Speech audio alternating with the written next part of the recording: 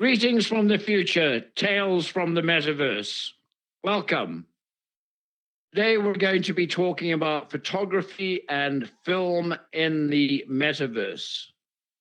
I remember one of my first interactions meeting you here in the metaverse, John, and you told me that we could film here. And I was already blown away by being in the metaverse and being this filmmaker, content creator. I wasn't prepared to be like, oh, wow, we're going to be able to film in this environment. And been kind of filming in it since we got in here. I think our topic will be, how do we shoot films inside of a 3D real-time environment like this? There are certain constraints and several things we have to think about, and I think this is our main topic, in my opinion. Right. To me, the big question is there really any difference between shooting in the metaverse and shooting in real life, so to speak, or as some people call it, meat world? This occurred to me, gosh, nearly 2 years ago now, when the first Burning Man,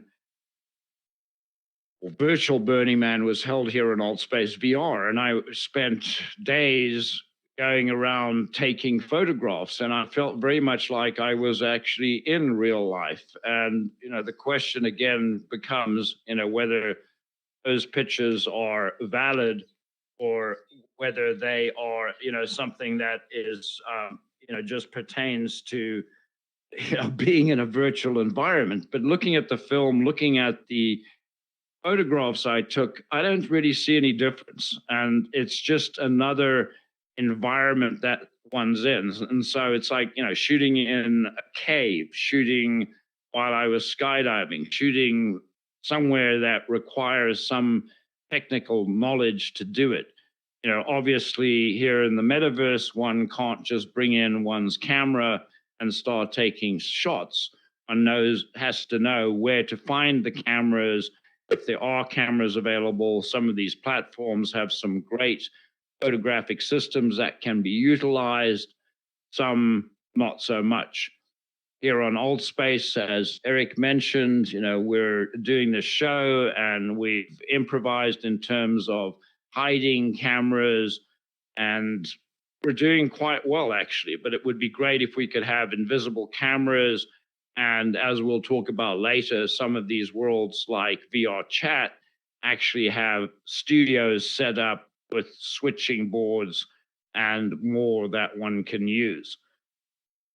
So with filming in VR, it's like the possibilities of what you can do. And really, I mean, how nice is it to be, if you're an actor and your entire day is booked up, and literally, instead of having to go to a set, do all of these things, like you could literally schedule maybe a 30-minute block with an actor, and that would give him, could load up everything like that. Get him in, do a scene or two.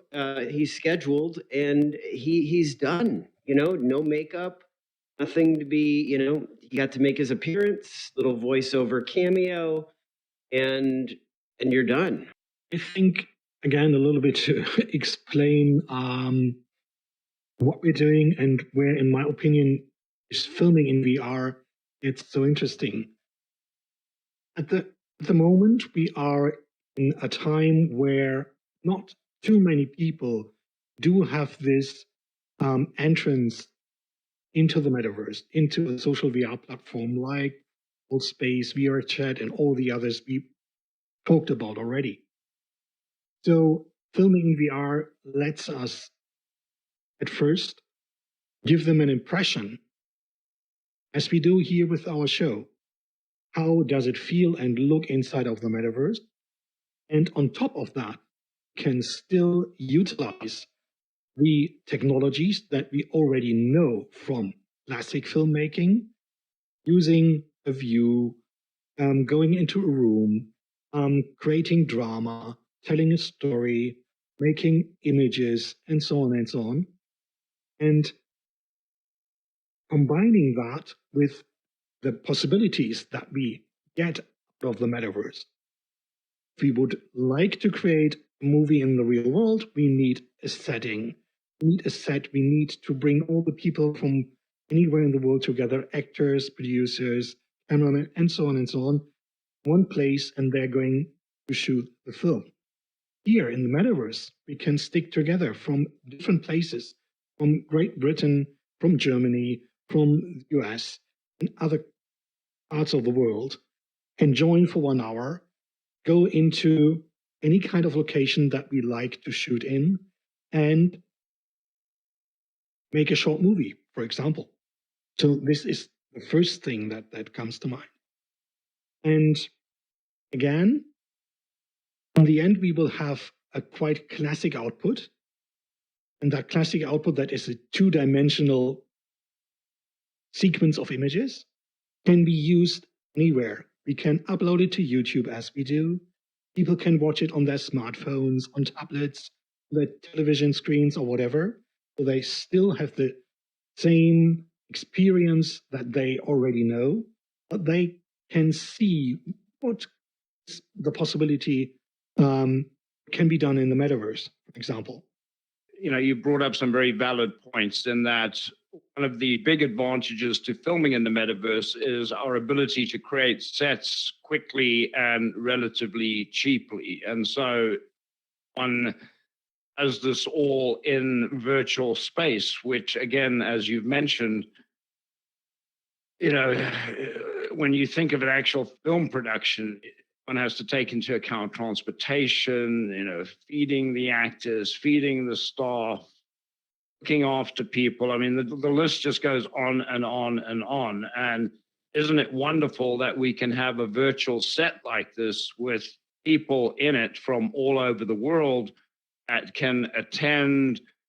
And, you know, looking back at some of our productions that we've done, the mystery series that we put together, all 22 episodes of it, I mean, that was amazing in that we pretty much built a new set for every episode and went on these epic journeys when we did it. And so I think, you know, the potential is there.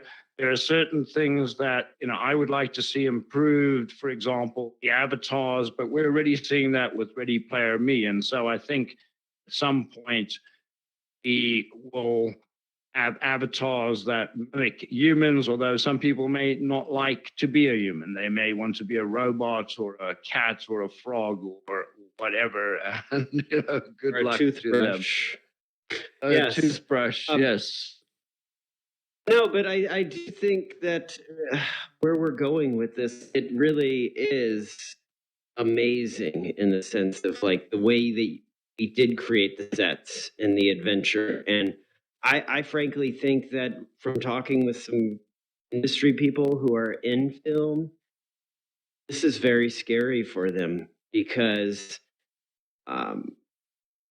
once everything gets turnkey and whatnot, you are not going. You're pretty much going to be hands free. A serious production company that at your fingertips. I mean, how far away is that? It's always going to be evolving. We see already is a lot of work from TV series, for example. Let's take The Mandalorian from Disney as an example.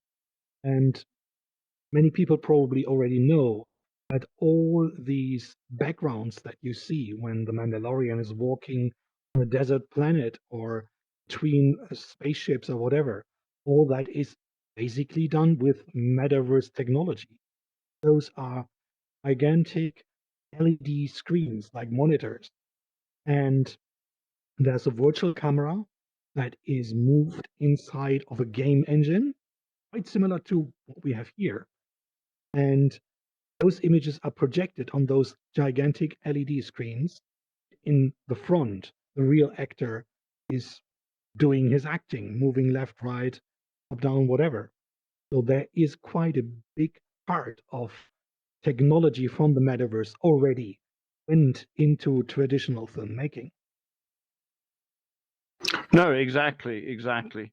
And then So to get back to our screen here, basically what we have here is a couple of shots from VR chat, where, as I mentioned earlier on, there are a couple of studios in existence already. And, to your point, Chris and Eric, I think this should give a lot of professionals pause.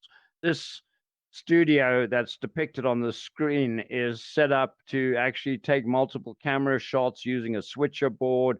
One can switch out the backgrounds. It's pretty amazing.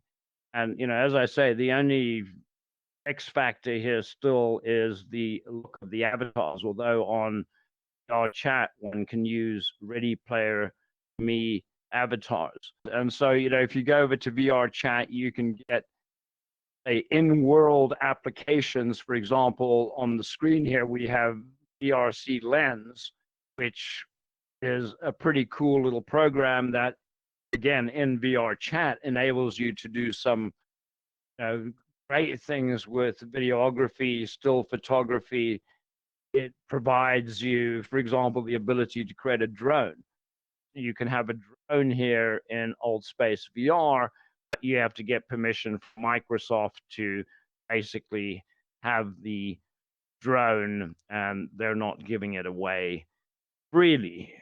Those functionalities are available in that you can have the drone follow you, you can have a camera follow you, you can, there's a lot more functionality on VR chat than there is here. You're trying at the moment to be in a different world in the metaverse, have complete different possibilities, technology-wise, but we are trying to reproduce the way of filmmaking, how we do it in the real world, where we do need a camera, physical thing with lenses, and basically in the metaverse, we would not necessarily need that. A camera is normally in a 3D world like this, just a point in the world. And from this point, it's a projection, and that is just recording some pixels. If you see that just from the technology side, it's quite funny that we are trying to reproduce things that we have in the real world to use them in the virtual world. I'm curious to see how that will evolve in the future.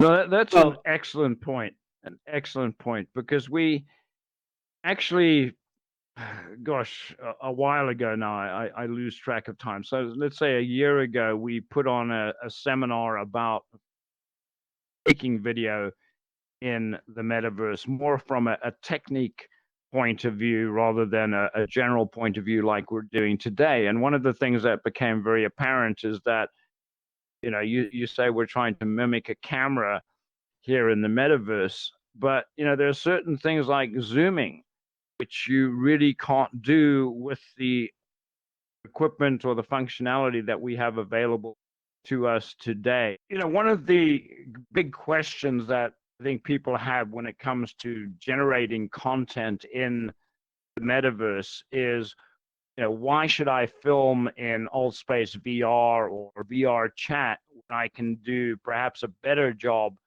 in terms of character generation in programs like Unreal or iClone? Chris, any thoughts on that one? Right, yeah. Again, this is something that people have to understand where the differences are. Metaverse is a very, very, very broad place, let's say, and there are many different technologies coming together. In the core, I would say that base technology somehow is 3D real-time graphics, but there are differences in, for example, gaming world that basically is what we are in here, or setting up environment in a game engine like Unreal. And there are very interesting demos from Matrix and other movies taken from movies, basically, and recreated, where you can go and walk with other characters, let's say, through a whole city. And you can fly, you can drive a car, and so on and so on. But in a platform like VRChat, Space and others, always deal with real people. That's a big difference. Both attempts give you a lot of possibilities. In the Unreal Engine, for example, you can create almost anything that you can imagine, but you need to learn how this technology works. You have to learn something about development of environments, 3D models, of character animation, of visual effects, special effects, so-called particles, and a lot of other technologies. And on top of that, in the end, you are using a virtual camera, and you will set up this camera, and you will set up your lens and your zoom in and zoom out and so on, and stage all that inside of the engine.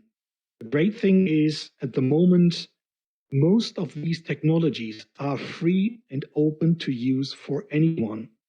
Anyone can go to the internet and download Altspace and meet people here. And if they want, they can record that.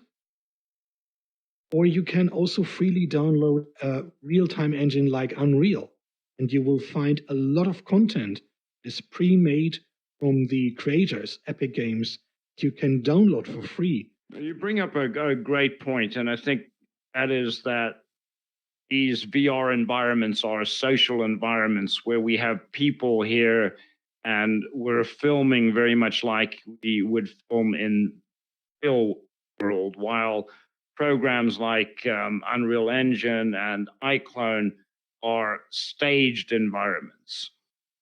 They're going to also have a VR experience attached with the movie that you're going to be able to go in and maybe experience the trailer and be in that world. And, now all of a sudden, maybe get a little bit of a task that you would get, and then you get some special coin that they would mail you, or, like this is part of engaging with brands of their followers, like the magic with Harry Potter and that whole world, really creating a world of magic. And I think that they're all planning for these things because this is the future with their branding, with where they're going with all of their things, and connecting with their people. Absolutely, yeah. Definitely. Yeah, I mean, as Chris mentioned, I think, we talked about 360 video a bit earlier and some of the evolving technologies. And to your point, Eric, I believe that in the not so distant future, one will be able to walk into a movie and perhaps interact with the actors in the movie, and so become part of the movie and maybe influence how the movie progresses. The one thing with your environments that I think that we did not touch base about that I think is interesting is motion capture technology as well, where that's where the avatars, with these environments really being able to create to where that technology is becoming more readily available as well, to where then with the Unreal Engine, you're going to get however many point sensors to where you're walking, going to be able to get very accurate movements of your character as well, which then obviously that translates to a higher production value. So, I mean, it's there, but yeah, I mean, some of the stuff it's just maybe a little bit too advanced right now, but the thing that's amazing is the possibilities are there. So let's go ahead and look at the next slide, which is our next topic, where we talk about capturing in VR. How does one go about generating a photograph or a video in VR? And I think most people here in Old Space are familiar with the camera and the selfie. God forbid what we would do if there wasn't a selfie mechanism. I think that's probably the most popular thing, is let's take a selfie together. We're going to be talking about more how to actually capture what's going on the screen.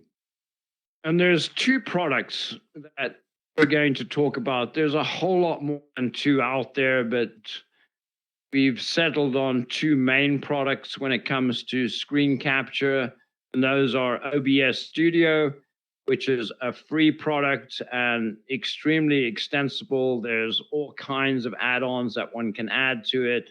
And then there's Bandicam, which I believe goes for just under $30 for a perpetual license. And both have pluses and minuses, but they do the job. And the job is to record what's going on screen. So that's basically how, or one of the methods that we use to record these shows, to record other things in virtual worlds, is we pipe it to a computer screen and then record it off the computer screen. Yeah, I think it's important how we do that in the end, because everyone can see us sitting here, right? And we're talking, we're doing our show. But our colleagues here, for example, that are our cameras, are now at the moment recording all what we do here and what we talk to their computers or laptops, whatever. And this footage, in the end, we upload it to a shared drive on the internet, and one of us is going to edit this with a standard video editing software you can use normally to edit home video or video that you shot with your tablet or smartphone, for example, right? So that's the way we have to do it at the moment. Technically, it's quite demanding thing to do because we need to convert frame rates in between and to get to a good result at the end. So we need to take care that the images that we shoot are not in the wrong resolution so that the images don't get blurry, for example. There is a lot of different things we have to take care of. But it's a process that can be set up quite easily. And again, you have the possibility to choose between a software that costs some money or the open source variant, VS Studio in this case, that you can download for free and use. Yeah, you bring up an interesting point about resolution, which reminds me that one's resolution really is dependent on the resolution of the monitor that one is recording to. And there's an advantage to recording to a 4K monitor, for example, in my opinion, in that one can then reframe the shot in post-production. I at first started with the OBS Studio, and it was interesting, but the whole setup process, it would take like 10 minutes. I would need to get my YouTube live to go, and it was interesting because you would be going live there and filming, and then you would get the file. And, that's really where you could do the multi-camera shoot is within the OBS to have somebody figuring out the camera angles. I mean, honestly, that's really, we all are in agreement. That's where we would love to be if we, from a production standpoint, have OBS studios, filming all the four angles, somebody doing a live edit, and then at the end of the episode, it's cut is pretty close. Bandicam is the one that I use. Fire it up, and you're ready to film a minute. It's very quick, and really like the functionality of it, the way it can access the files. It's the organization. It really does a time date stamp. So it's like you can, as long as you know the day that you were shooting, like the way they have it coded for logging, really, really good. Because if you can find that information, you can go find that shot that you need, which is a power in that. If you're going to edit and do any kind of production work, being organized is an important element of it. So I'm a fan of the Bandicam, but ultimately they both have their good and bad points. We're going to move from screen capture to capturing in the head-mounted display. We're going to talk about the Oculus Quest specifically here, where probably everyone is familiar with the fact that you can actually take photographs and you can take video within the headset. The two main disadvantages to me are that natively, when one takes video or photographs in the headset, one ends up with that square boxy format, which in my opinion is totally useless anywhere other than perhaps Facebook and Instagram. It's very hard to resize, if not impossible. The other issue that one has to deal with is an issue that we deal with in real world as well, and that is camera shake. If you're filming through your head-mounted display, you have to keep your head, or in fact your whole body, very still and focus on what one's shooting. And this, goes back to your comment, Chris, and also implies to screen capture, where one's field of view is pretty much set, and so one has to become used to what your virtual camera, so to speak, is seeing, because you don't have some of the options that you do in the real world, for instance, as we've mentioned before, zooming. There is, however, a fix to this square boxy resolution problem, and that is using a product called SideQuest. SideQuest is available as a free download, and basically what one does is plugs one's Oculus Quest into one's computer, fires up SideQuest, gives SideQuest permissions, and then goes to the tools section of SideQuest.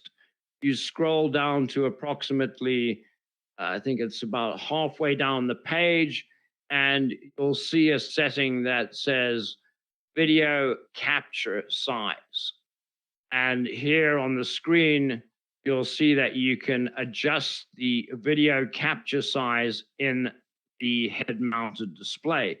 So, what I do is click on 1080, which is, basically high def, if you will, and that then changes the capture resolution in the head-mounted display to 1080. It only, however, changes that resolution until the head-mounted display is switched off. When you switch it on again, it reverts back to, I want to say 1024 by 1024. I don't remember the exact dimensions of the square box, but that square box is, again, to me, just totally unusable. It's just, and maybe that's one of the rationales that Meta had was, well, if we make it a square box, no one can use it anywhere else but Facebook. I don't know. Perhaps I'm coming up with a conspiracy theory. But this is a way to actually film in the head-mounted display and get 1080 video. The thing that one needs to be a little bit careful about is that it does put a little bit of extra strain on the headset, and so it can get hotter. It's a good idea to keep it plugged in while one's doing this. And again, one has to get used to filming. For example, if you move your head very quickly while filming, it doesn't look very good. One has to do very slow movements. One has to keep one's head very still and be very cognizant of the fact that you are filming, particularly if you're talking to people or doing something else. So this takes us to something that we talked about earlier, but in a slightly different way. We've already talked about filming in virtual worlds. We've talked about using programs like Unreal Engine, iClone to film in. But there are other virtual programs out there that are available on Steam that are specifically set up as mini studios, if you will, that enable you to basically go in and do camera work. But it goes back to Chris's point, where it's a closed environment other than an open environment that we have here on Old Space VR. And so, it adds, in my opinion, another factor to it that people need to overcome, and that's downloading the app, getting the app set up, getting used to the app, getting used to the controls, etc., etc. While filming here on Alt Space VR, for instance, as we've shown, really is, and I'm going to say simple. It's not always simple, but simple matter of using a avatar and using screen capture or capturing in the headset. These other applications are very cool, and there's lots of bells and whistles, but as I say, there's added complexity, and there are also single environments, if you will, other than these platforms where we can explore. We have to see that these type of generated films inside of game engines are not really new. We know those called machinima for a long time, at least 20 years. And there have been film festivals done just on machinimas, the beginning of the 2000s. And a lot of people just used game engines to produce little movies. For example, the game Halo, the shooter game. And there is a full-blown TV series about the main character. So the idea using a three-dimensional world, game world, and make something out of that is not necessarily new. Right. The thing I love about like Steam and SideQuest is it gives independent, creative people a space that can get their product out there, and they have an opportunity to where it's like an entry-level point that they can make something and design something and experiment. And I mean, these are the people of the future who are trying to get things out there. And yeah, I mean, it goes right back to these films and movies and TVs with the branding, with them getting their experiences out there. I mean, you spend all this money in advertising. Point. We are going to move to our next slide, and we've touched on this topic a little bit before. And as I said, I think this is really where things are going. This is 3D film and video, where, as Chris mentioned earlier on, right now we're filming in 2D. And if you look at what we produced on YouTube, for instance, and mentioning YouTube, please subscribe. But everything is in 2D. So it's a flat image on a flat screen. Where this is going again is the ability to create a 3D video that is totally immersive, and one can around and explore what's going on in the screen. And so again, more immersive. We're seeing products like this QCam camera starting to hit the market. The QCam is interesting. It's around $350. The reviews aren't great, but for that price, what can one expect? On the right, you see another camera array by the same company, and I believe it is that retails for approximately $28,000. But that's a step in producing these immersive environments. Yes, that sounds like the movie. That sounds like the movie studio version right there, who's looking to do something for those huge brands with that $28,000 camera to really create the immersive environment, and they have the branding that could justify that. And I like my biggest thing from looking at that, you got $300 to almost $30,000. So it's like that is your difference between consumer and prosumer. It's huge, Your regular person's not buying the $28,000 camera and doing stuff with it. Well, in closing, I thought I'd mention that if there are people watching this that are interested in film but don't want to get into the nitty-gritties of filmmaking, there is a game available on Steam where you can play Filmmaker Tycoon and don't have to worry about stuff like editing and camera work. You can be in charge of a large studio. So, Chris, closing comments, closing thoughts? Oh, yeah. I think virtual filmmaking is taking off slightly. And as we can see, a lot of those technologies that are available here in the metaverse are already coming to TV productions like Netflix productions like The Mandalorian and so on. So it's an interesting field and it's going to evolve a lot. So I'm really, really thrilled to see what's coming next. This is a great talk, really. I mean, going through the journey of what it takes to film in VR. So thank you, John. You know, you and Chris have been a big inspiration for me with filming in VR. I wouldn't be here without you guys. So thank you. Good show. Thank you for attending. And remember, we're here every Tuesday at 11 a.m. Eastern Daylight Time, where we talk about issues related to the metaverse. And please remember to subscribe to our YouTube channel. We'd really appreciate it. Have a great rest of the week, everyone. Thank you.